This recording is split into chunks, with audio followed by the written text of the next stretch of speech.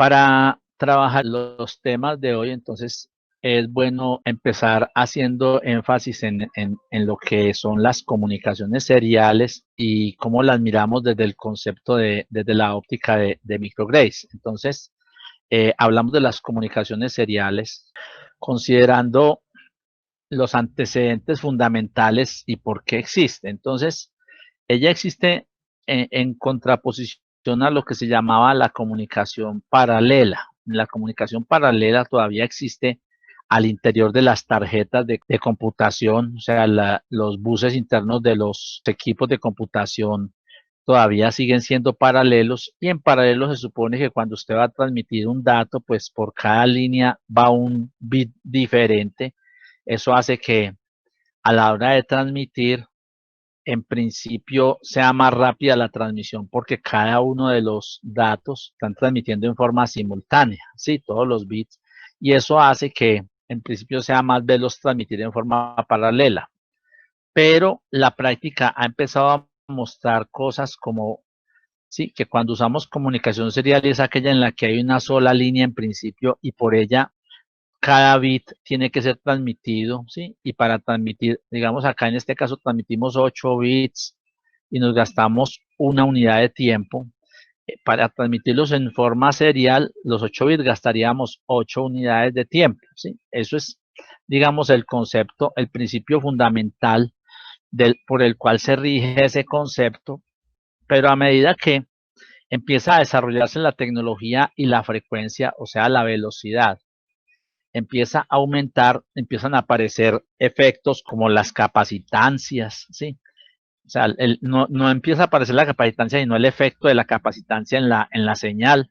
Empieza a aparecer efectos como el efecto corona, efecto piel, una serie de efectos que hacen que en la medida en que yo tenga más líneas voy a tener más inconvenientes, y por eso empieza a cobrar mucha fuerza las comunicaciones seriales, aparte del mismo concepto de que pues una comunicación paralela necesita más líneas y por ende sería más costosa su implementación que cuando hablamos de una comunicación serial. Entonces una comunicación serial es más económica de implementar, y entonces en este caso, ¿qué ha ocurrido? Que a medida que aumenta la frecuencia, entonces empezamos a ver que la comunicación serial es más económica, y no solamente, sino que inclusive para muchos casos es suficiente. Por ejemplo, en los discos duros antes se usaba un bus que se llama IDE, que era un bus que era en paralelo, o sea, los datos llegaban en paralelo. Se reconoce porque el disco duro se conectaba a través de un cable de 40 pines, entonces los datos llegaban en paralelo a la CPU, y hoy en día se pasó a nuevas tecnologías, ¿sí? La tecnología que más se utiliza en computadores personales es la ATA, y para los discos duros se está usando Serial ATA. ¿Y por qué se puede usar Serial? Porque la velocidad del bus es tal, ¿sí? Que es superior a la velocidad con que se leen los discos. O sea, ya vemos que en los discos duros la comunicación en sí es serial, ya no es el cable ancho, sino es un cable angostico que une los discos duros con las CPUs, y todo eso trabaja en forma serial. ¿Por qué? Por la velocidad que se ha aumentado. La comunicación serial adicionalmente permite ser transmitida, o sea, transmitir unos y transmitir ceros, llamémoslos en forma digital, pero también se pueden transmitir unos y ceros modulados, por decir algo.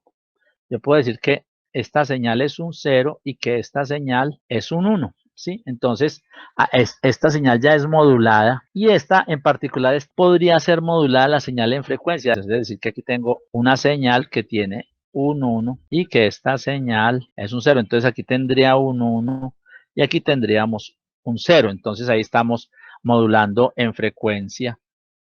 O también podríamos modular en fase, ¿sí? Que lo voy a dibujar como así. Aquí la fase dio 90 grados, ¿sí? Pero en este otro caso la fase está en 0 grados. Y este dibujo que hago no es exactamente como se transmite, porque esa fase es con respecto a algo, pero lo muestro como para ilustrar cómo sería en fase. Entonces este sería en fase. Otras veces se puede esta señal, sabiendo que cualquier señal de estas senoidales ya hacen una transición de que una señal senoidal se puede entender como la representación o como el reflejo, la proyección de una señal, de una señal circular. Y Cuando hablamos de una vectorización circular, entonces hablamos de cuadrantes. Entonces podemos hablar de señales donde también lo que cambia es el cuadrante y estamos hablando prácticamente de lo que se llamaría un QSK. Entonces, y también podemos tener casos en los cuales estas modulaciones, ¿sí?, puedan ser combinadas. ¿Cómo así? Si mezclamos, por decir algo, un concepto de ASK, digamos, tengo alta frecuencia, baja amplitud, alta frecuencia, alta amplitud, por decir algo, baja frecuencia, baja amplitud y alta amplitud, baja frecuencia. Entonces aquí digo, aquí decimos alta frecuencia, baja amplitud, ¿sí? Alta frecuencia, alta amplitud. Aquí tengo baja frecuencia, baja amplitud y aquí tengo baja frecuencia, alta amplitud. Entonces vemos que se pudieron transmitir en cada unidad de tiempo 2 bits, ¿sí? Entonces ahí vemos el concepto y eso tiene que ver con lo que son los parámetros, ¿cierto? Entonces, esto nos lleva a mirar, ¿sí?, que esas comunicaciones, ¿sí?, están orientadas a transmitir datos, ¿sí? O sea, que un dispositivo le envíe datos a otro dispositivo y viceversa, ¿sí? O sea, haya transmisión en ambos sentidos de esos datos seriales. A ese respecto, ¿sí?, entonces decimos que esos bits pueden ser unos, ¿sí?, y pueden ser ceros, ¿sí? Entonces, ahí vemos la transmisión de esos datos y esos datos pueden ser transmitidos en dos modos, ¿sí? Entonces, una cosa es transmitir datos en forma desbalanceada y transmitir datos balanceados. ¿Qué viene siendo eso? Entonces, una transmisión desbalanceada de datos es una transmisión donde hay una línea común que es una tierra y con respecto a esta tierra, entonces, hay una línea de transmisión y una línea de recepción, ¿sí? Y tanto la transmisión como la recepción funcionan en torno a la Tierra, ¿sí? O sea, el 1 es con respecto a la Tierra y el 0 es con respecto a la Tierra. Entonces, ahí está la comunicación desbalanceada. Entonces, se llama desbalanceada porque entre la recepción y la transmisión no hay ningún balance, cada quien puede estar por aparte, ¿sí? La recepción con respecto también a la Tierra, ¿sí? También puede tener unos y ceros, pero independiente de lo que esté pasando con la transmisión. Entonces, eso pasa con las dos líneas. ¿Cuál es la desventaja de esto? Que cuando yo tengo dos equipos que están comunicándose por esta vía, ¿sí?, si hay una diferencia, ¿sí?, entre sus tierras, hay una diferencia de equipotenciales, si sus tierras no están equipotenciadas, entonces, ¿qué ocurre? Que si unimos las tierras, entonces a través de la Tierra empieza a circular una corriente alterna y como la señal de recepción y transmisión es con respecto a esa señal, entonces puede que en algunos momentos la diferencia de potencial de una señal con respecto a la Tierra no sea suficiente para decir que hay un 1, ¿sí? Entonces, ¿qué ocurre? Que eso puede dar errores de comunicación, errores de datos, ¿sí? Induce a errores. Entonces, por eso se recomienda que una comunicación desbalanceada, o sea, cuando se unen tierras, tenga una distancia, así que la distancia entre dispositivos sea menor, igual a 30, 40 metros, ¿sí? Eso es importante en ese caso. ¿Por qué? Pero esa distancia no es la distancia del cable, sino la distancia de los dispositivos. ¿Por qué? Porque se supone que, o se considera que a más de 30 metros ya puede haber diferencias considerables entre las tierras de los dispositivos, ¿sí? Y estos metros son la distancia entre los dispositivos. ¿Qué quiere decir eso? Que si este cableado que hay aquí son, digamos, 300 metros de cable en un rollo, ¿sí? Pero los dos dispositivos, por decir algo, están a 10 metros, ¿sí? Entonces esa comunicación va a trabajar perfecta, ¿sí? O sea, no va a tener problema porque realmente los dos equipos tienen una diferencia de tierras muy bajita y por lo tanto no, la tierra no nos va a inyectar ruidos. Uno podría pensar, bueno, y la capacitancia o la inductancia que generan esos 300 metros de cable, o sea, si están sobre un núcleo de ferrita, pues sí va a haber problemas, pero si es un rollo de cable, simplemente un carrete de madera, pues no va a influir sobre la señal de manera que la dañe mucho, ¿sí? Entonces, es importante, hago el ejemplo, es por lo de que tener claro que la distancia es la distancia geográfica entre los equipos. Ahora, en la comunicación balanceada ya lo que se maneja es que cada línea, ¿sí? Entonces, lo que importa es la diferencia entre la línea A, ¿sí? Y la línea B, ¿sí? O sea, ¿cómo así? Esa diferencia entre A y B, ¿sí? Entonces puede ser que mientras B sea igual a 0, A es igual a 1, ¿sí? Y luego, ¿sí?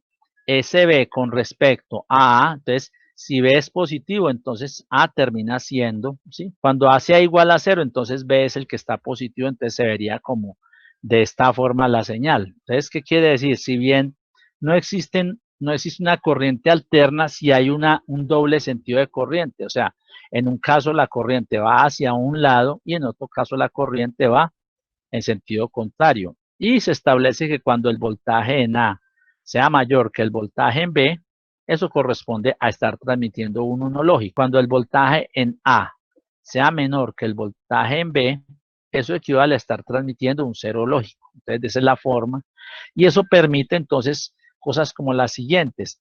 Primero, que ya todos los equipos al conectar A con A, o sea, eso indica que yo debo conectar A con A y no como en la desbalanceada que conectamos la transmisión de un equipo con la recepción del otro, ¿sí? O sea, como si quien dice los cables cruzados. En cambio, en la comunicación balanceada, los cables se conectan el A con el A y el B con el B. ¿Por qué? Porque lo que se va a generar es una diferencia de potencial entre ellos. Y entonces nos permite conectar varios equipos en el mismo bus, o sea que permite una comunicación entre varios equipos y entonces esos equipos entonces se transmiten solamente cambiando la diferencia de potencial. Entonces, como no se unen las tierras, porque no es necesario, porque no se es necesario unir las tierras, porque digamos que esta tierra, digamos, este equipo genera un 1, genera 5 voltios acá y genera, digamos, 0 voltios en la B. Y este otro equipo tiene una tierra, digamos que la diferencia entre las dos es, digamos, de 6 voltios, ¿sí? Entonces, esa diferencia de 6 voltios entre los dos equipos hace que, que posiblemente en el A haya, digamos, 11 voltios, ¿sí? Pero en el B, ¿cuánto habrá? Habrá 6 voltios. La diferencia sigue siendo de 5 voltios. O sea, o sencillamente el voltaje en A sigue siendo mayor que el voltaje en B. Entonces, eso es una cuestión interesante. Y no es, entonces no se usa a cambiar. Entonces, mire, ya que los 11 y los 6 voltios es lo que se llama mirar el voltaje en modo común. O sea, ¿cómo así con modo común? Lo estamos mirando con respecto a su propia tierra. ¿Sí?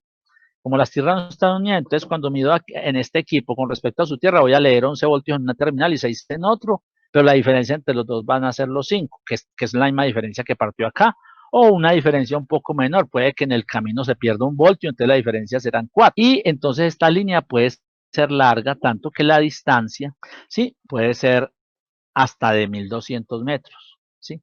¿Por qué? Porque ya no se unen las tierras, por lo tanto no estamos equipotenciando equipos.